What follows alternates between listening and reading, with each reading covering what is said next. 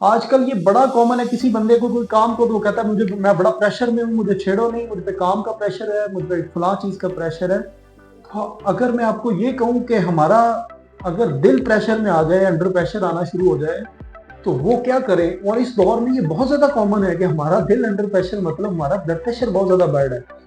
लोग आगे कहते हैं डॉक्टर साहब इससे पहले हम थे, हमारे माँ बाप थे और उससे भी वो हमारे दादा थे, उन लोगों को तो ये बीमारियां नहीं थी, ब्लड प्रेशर नहीं था, शुगर नहीं था, इस तरह के मसाइल नहीं थे।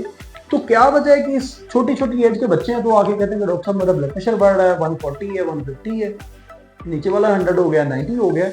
और इनका एक्चुअल में होता भी है। बहुत सारे लोगों को जब हम ऑस्कल्टेट करते हैं, उनका वो चेक करते हैं जिस आले से, तो देखते हैं तो उनका वो सब कुछ होता है, ब्लड प्रेशर बढ़े हुआ होता है। आज हम बात करते हैं इसकी वजूहात क्या है। सबसे बड़ी जो वजह है हमारे ब्लड प्रेशर के बढ़ने की, वो इस दौर में साल्ट्स की कंजप्शन बहुत ज़्यादा हो गई। हमने नमकियात, नमक से बनी हुई चीज़ें बहुत ज़्यादा इस्तेमाल करने लग गए। अब उस नमक से रिलेटेड जितनी हमारी जंक फूड है, आप पिज़्ज़े ले लें, बर्गर, शवारमे, जितनी प्रोसेस फूड ले लें, हमने क्या किया कि हमने लाशऊरी तौर पे साल्ट का इंटेक बहुत ज़्यादा कर दिया। अब जब साल्ट का इंटेक ज़्यादा किया तो साल्ट ने क्या किया, वो बॉडी में जाकर उसने वाटर रिटेंशन करवाई। जब वाटर रिटेंशन होती है तो ब्लड प्रेशर में ब्लड वॉल्यूम बढ़ता है, तो ब्लड वॉल्यूम बढ़ता है तो ब्लड प्रेशर हमारा रेज हो जाता है।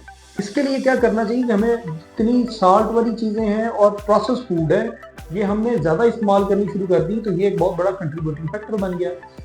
दूसरी इंपॉर्टेंट चीज़ है स्ट्रेस। छोटे से बच्चे को हाथ लगाए ना तो वो कहता है डॉक्टर मुझे ना छेड़े, मुझे बड़ी टेंशन है, मुझे बड़ी स्ट्रेस है। किसी के दिल टूट रहे हैं, किसी का कुछ हो रहा है, किसी का कुछ हो रहा है।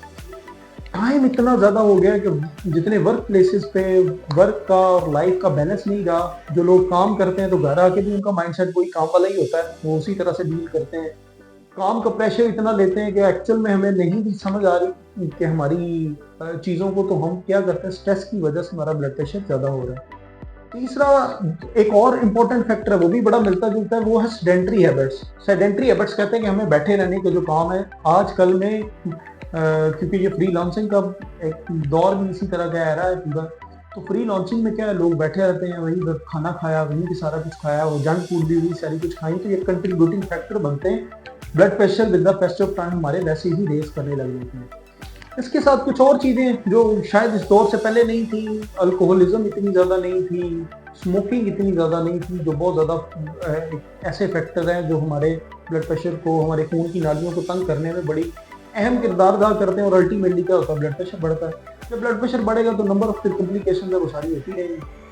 अगर ब्लड प्रेशर किसी भी पेशेंट का, आइडियली तो आपको ये करना चाहिए कि अगर आपके ब्लड प्रेशर कंटिन्यूसली ज़्यादा रह रहा है तो आपको डॉक्टर के पास जाना चाहिए। अगर इनिशियली कभी कभी बढ़ता है, कभी नहीं बढ़ता, फर्स्ट साइन में है, तो फिर आपको चाहिए, पहली जो है ना, ये इतनी जो साल्ट की कंजप्शन हम कर रहे हैं, तुम्हारा इससे कम, इससे नीचे आ जाए।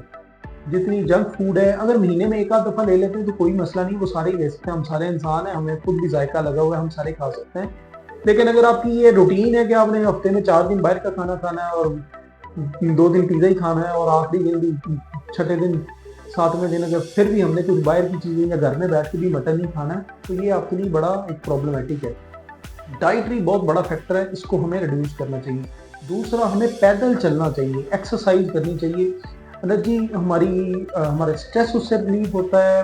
पैदल चलने के बेशुमार फ़ायदे हैं एक्सरसाइज के। जब अगर हम पैदल चलते रहते हैं तो हमारे उससे भी हमारा जो ब्लड प्रेशर है वो भी नॉर्मल रहता है। तीसरा, हमें हमें ना रूटीन को प्रेफर करना चाहिए। ऐसे लोग जिनमें स्ट्रेस ज़्यादा होता है, अक्सर ये फ्रस्ट्रेट होते हैं, इनको रूटीन अपनी सेट नहीं करनी आ रही होती।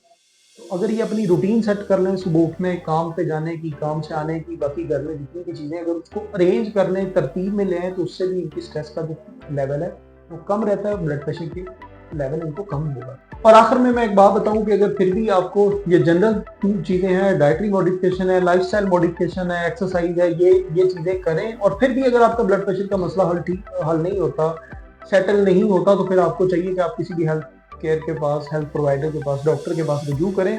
वो आपको पूरा एनालिसिस करेगा, वो आपको प्लान बना के देगा कि आपके लाइफस्टाइल में क्या चीज़ें चेंज करें। हो सकता है आपको मेडिसिन की भी ज़रूरत पड़े, तो वो आपको इंटरवेंट कर सकता है। और एक और चीज़ भी बता दूं कि सेल्फ मेडिकेशन नहीं करनी चाहिए, इसके बहुत सारे आपको मज़ीद नुकसान हो सकते हैं, तो आपको इन चीज़ों से अवॉइड करना चाहिए।